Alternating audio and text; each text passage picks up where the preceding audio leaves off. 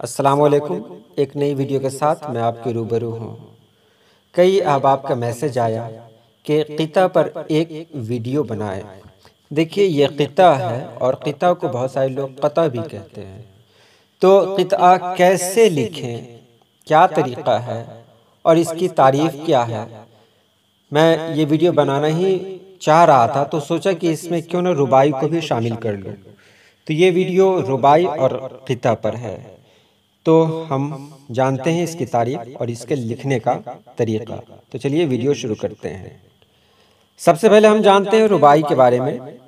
रुबाई अरबी का लफ्ज़ है जिसके लग़वी मानी चार चार के हैं। ये तो आप जानते ही हैं, मैं सब कुछ नहीं पढ़ूंगा क्योंकि आप सभी लोग इससे वाकिफ़ हैं। जो ख़ास बातें हैं वो मैं आपको बता रहा हूँ कि रुबाई में चार मिसरे होते हैं और चार मिसरों में ही एक मज़मून को मुकम्मल किया जाता है। रुबाई का एक ख़ास मखसूस वज़न है, उसी वज़न पे लिखना पड़ता है। रुबाई में तीसरे और चौथे मिसरे को बहुत अहम माना गया है। रुबाई के लिए ज़रूरी है कि उसमें पहला मिसरा और दूसरा मिसरा हम काफ़िया हो और चौथा मिसरा हम काफ़िया हो। तो इसके लिए बहुत सारे लोगों ने अलग अलग मौज़ूआत मुकर्रर किए हैं। लेकिन इसमें कौन कौन सी बातें होती हैं रुबाई में? तो रुबाई में बातें होती हैं, लोग पिंतो निसा एक ये नसीहतों की बात करते हैं लोग, और ख़ास तौर से यही सब होता है रुबाई में। एक मिसाल मैं आपको बता रहा हूँ। रुबाई के लिए एक मखसूस बहर होती है और वो बहर किस तरह की होती है? ला हौला वला कुव्वता इल्ला बिल्लाह। आप जितने भी रुबाई पढ़ेंगे आपको लगभग इसी बहर में मिलेगी। ला हौला वला कुव्वता इल्ला बिल्लाह। एक शम्स के आंगन में घटा देखी है, आंखों में समुंदर के हया देखी है, तू अपनी मोहब्बत पे बहुत नाज़ा है, मैंने भी तो फूलों की हया देखी है, मैंने भी तो फूलों की वफा देखी है। या फिर दुनिया है अजब सराय फ़ानी देखी, हर चीज़ यहाँ की आनी जानी देखी, जो आके न जाए वो बुढ़ापा देखा, जो जाके न आए वो जवानी देखी। ला हौला वला कुव्वता इल्ला बिल्लाह। देख रहे हैं, इसी पर लिखा जाता है। तरीका क्या है? पहला मिसरा, दूसरा मिसरा, ये दोनों हम काफिया होते हैं। रदीफ का इस्तेमाल अगर आप करना चाहते हैं तो आप रदीफ का इस्तेमाल कर सकते हैं, नहीं करना चाहते हैं तो नहीं करें। पहला, दूसरा और चौथा मिसरा जो होता है उसका हम काफिया होता है और एक ख़ास वज़न में इसको लिखना पड़ता है, ख़ास बहर होती है इसकी। तीसरा मिसरा जो इसका होता है, इसमें अगर आप चाहें तो काफ़ी और रदीफ का इस्तेमाल कर सकते हैं, ये आपकी मर्ज़ी पर है। ऐसा कोई कानून नहीं कि वहाँ ये ज़रूरी है, ऐसा कुछ नहीं है। तो ये रुबाई के लिए है। चार मिसरे की रुबाई भी होती है और लगभग जितने क़ितात हैं सब चार मिसरे के ही हैं। हालांकि उसमें चार मिसरे की शर्त नहीं है, इससे ज़्यादा भी हो सकता है, लेकिन चार ही होते। तो आखिर फ़र्क कैसे करना है? तो फ़र्क की यही सूरत है कि रुबाई एक मखसूस बहर में लिखी जाती है, जो बहर होती है ला हौला वला कुव्वता इल्ला बिल्लाह। अब एक सवाल है, क्या रुबाई को क़िता कह सकते हैं? तो उसका जवाब है जी हाँ, बिल्कुल रुबाई को क़िता कह सकते हैं। लेकिन जो जानकार लोग हैं, जैसे ही उसके बारे में जानेंगे, उसकी बहर को परखेंगे और उसमें जो मज़मून इस्तेमाल हुआ है उसको देखेंगे, समझेंगे, तो वो आसानी से पहचान कर लेंगे कि ये रुबाई है। उम्मीद है आपने समझ लिया होगा। अब ख़ास तौर से बात जो मैं करने जा रहा हूँ वो क़िता के बारे में करने जा रहा हूँ और बताऊँगा भी मैं कि क़िता में किन किन बातों का ख्याल रखना है अगर आप लिखना चाहते हैं तो। यहाँ नमूना नंबर 1 दिया हुआ है। क़िता कहते हैं एक ही मज़मून को दो मिसरे, चार मिसरे, 6 मिसरे या 8 मिसरे में बयान करना, यानी कम से कम 2 शेर हों, ज़्यादा से ज़्यादा बहुत ज़्यादा नहीं हो। बहुत ज़्यादा अगर हो तो फिर तो उसको हम गज़ल का नाम दे सकते हैं, नज़्म का नाम दे सकते हैं। कम से कम के बारे में यहाँ कहा गया है कि कम से कम 2 हो, ज़्यादा से ज़्यादा 4 हो। ये मैं अपनी तरफ से कह रहा हूँ, क्योंकि 5 अगर आप कर देते हैं तब तो वो गज़ल हो गई, और गज़ल का हर शेर अलग अलग मानी लिए होता है। लेकिन एक गज़ल ऐसी भी तो होती है ना जिसको गज़ल मुसलसल कहते हैं, जिसमें एक ही ख्याल ऊपर से नीचे तक आते हैं। तो अगर 4 के ऊपर अगर आप ले जाएंगे क़िता को तो फिर वो गज़ल कहला जाएगी। इसलिए मेरा जो मानना है कि कम से कम तो 2 अशार हो, ज़्यादा से ज़्यादा 4 अशार हो। यहाँ मैंने 3 अशार की एक मिसाल पेश की है। नमूना नंबर 1, इसका पहला मिसरा, यहाँ आप काफ़िया रदीफ का इस्तेमाल कर सकते हैं। दूसरा मिसरा, इसमें भी काफ़िया रदीफ का इस्तेमाल कर सकते हैं। तीसरे मिसरे में आपको काफ़िया रदीफ का इस्तेमाल करना है, करें ना करना है ना करें। चौथे मिसरे में शर्त है कि आप काफ़िया रदीफ का इस्तेमाल करेंगे। पांचवें में भी यही बात है, आपको दिल करता है करें, ना दिल करता है ना करें। लेकिन छठे में भी शर्त है कि आपको काफ़ी और रदीफ का इस्तेमाल करना है। अगर काफ़ी और रदीफ की पाबंदी है तब, अगर पाबंदी नहीं है तो सिर्फ काफ़िया ही इस्तेमाल करें आप। तो ये एक नमूना हुआ। दूसरा नमूना देखिए, दूसरा नमूना नंबर 2 है, जिसमें पहला मिसरा है उसमें काफ़िया और रदीफ का इस्तेमाल नहीं हुआ है या फिर काफ़िया का इस्तेमाल नहीं हुआ। दूसरे में इस्तेमाल हुआ है, दूसरे मिसरे में। तीसरे में नहीं हुआ, चौथे में हुआ है, पांचवें में नहीं हुआ, छठे में हुआ है। इस तरह की जो क़ितात हैं वो अल्लामा इक़बाल के कलाम में ज़्यादातर मिलते हैं। अब इसको समझने के लिए यहाँ थोड़ी सी चीज़ें हैं जिसको आप पढ़ लेंगे तो आप जान जाएंगे। लेकिन मैं जो पढ़ूंगा वही तो मैं बताने ही जा रहा हूँ, इसलिए मैं पढ़कर आपका वक्त ज़ाया नहीं करना चाहता। आप चाहें तो इसकी एक स्क्रीनशॉट ले सकते हैं, आप इसको बाद में पढ़ते रहेंगे। मैं सीधे आगे जाता हूँ। अब देखिए यहाँ 3 मिसालें हैं मेरे पास। हालांकि इसके अलावा भी बहुत सारी मिसालें हो सकती हैं, लेकिन आप होशमंद हैं, माशाअल्लाह आप तालीम याफ्ता हैं, समझदार हैं, इसलिए आपको ज़्यादा मिसाल देना ये तो वक्त की बर्बादी होगी। तो ये 3 ही काफ़ी है, आप समझ जाएंगे इसको। चांदनी कारगर नहीं होती, पहला क़िता है।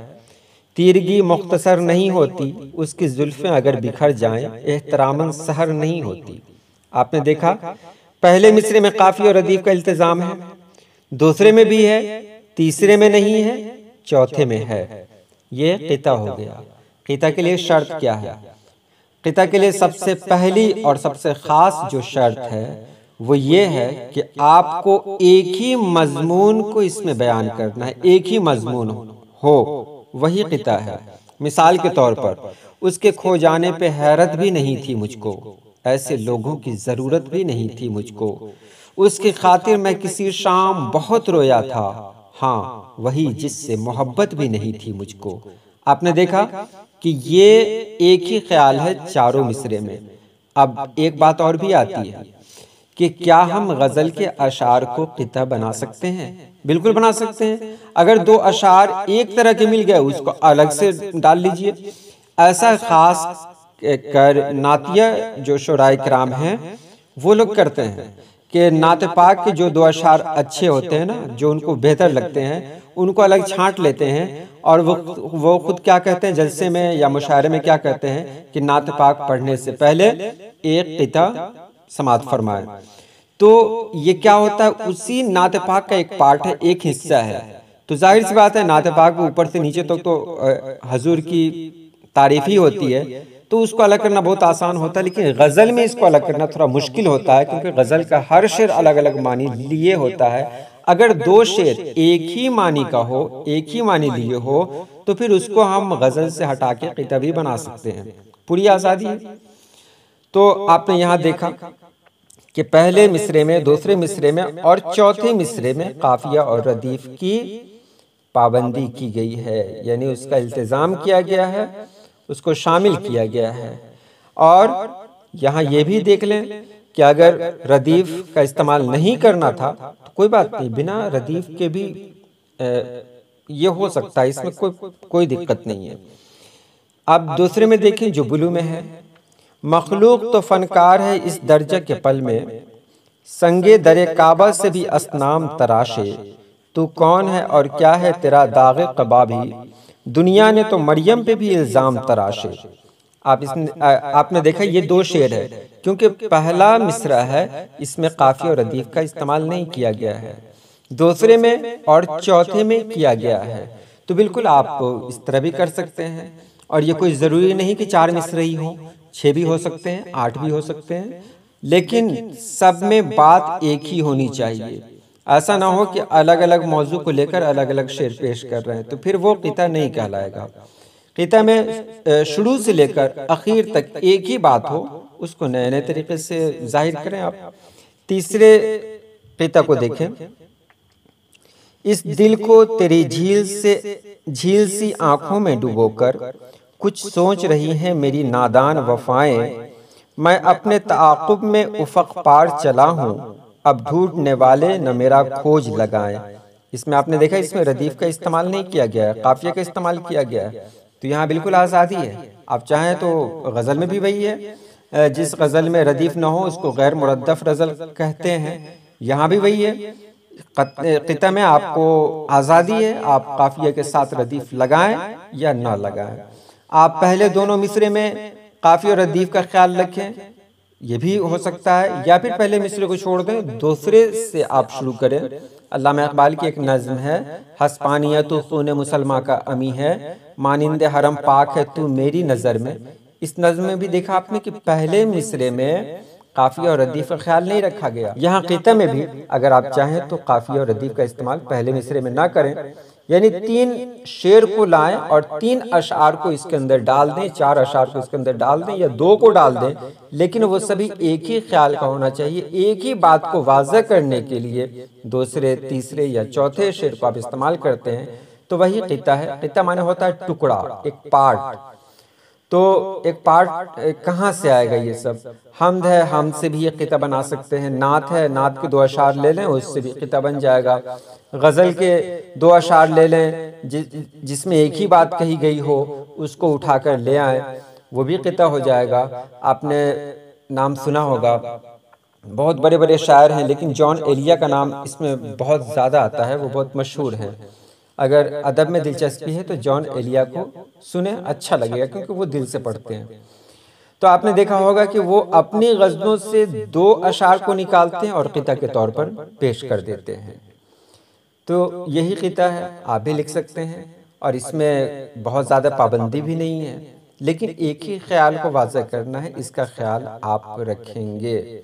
किसी भी बहर में आप कह सकते हैं, इसमें किसी बहर की पाबंदी नहीं है, जबकि रुबाई में बहर की पाबंदी है कि आप जो भी लिखेंगे ला हौला वला कुव्वता इल्ला बिल्लाह की आवाज़ में लिखेंगे। लेकिन आप जब क़िता लिखेंगे तो यहाँ कोई पाबंदी नहीं है। आप मतलब छोटी बहर लें, बड़ी बहर लें, तवील लें, जो लें, इससे कोई मतलब नहीं है। आप अच्छे तरीके से लिखें और उसको पेश कर दें, यही क़िता है। तो उम्मीद है आपने जो जो सवालात मुझसे किए थे वो मेरे जहन में थे और मैंने उसी के मुताबिक आपको जवाब दिया। उम्मीद है आपने समझ लिया होगा। अगर कोई सवाल है तो ज़रूर कमेंट बॉक्स में करें। अल्लाह पाक आप सभी लोगों को खुश रखे, आबाद रखे। अल्लाह हाफिज़।